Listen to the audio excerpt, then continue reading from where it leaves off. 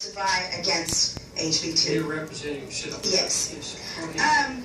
And I'll be honest, I watched the hearings that went on last Thursday, and it seemed as though there was a sentiment that you were hearing the same story over and over and over. So I'd like to give you a little bit of perspective on this bill. And I don't often testify before this committee. I do a lot of work in this Capitol around Medicaid issues, Medicaid long-term care in particular. And over a decade ago, the legislature did something really remarkable. The legislature decided to pass legislation and to make policy that would allow people with disabilities to exit nursing homes and to live in our own homes. This legislature decided that people with disabilities have the right to control their own bodies, to control where they live, and to control how they live their lives. Tell it, sister. It's a commendable thing. It's a very commendable thing, and it was done by some very conservative Republicans and some very committed Democrats. It was a bipartisan thing.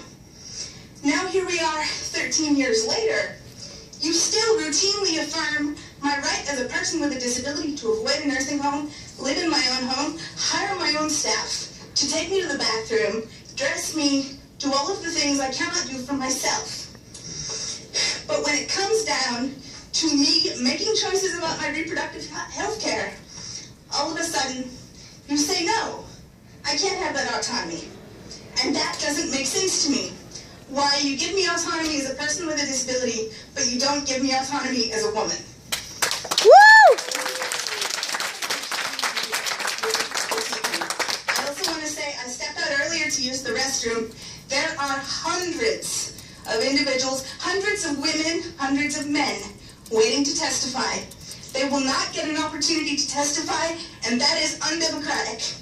That is undemocratic and unjust, and Representative Turner has called for lengthening this hearing. Other individuals have called for additional hearings.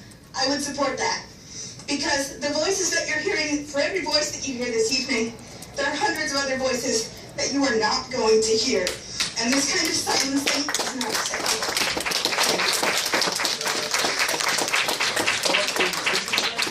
Houston Coalition for Life and Self. Go, Sarah. Houston Coalition for Life and herself.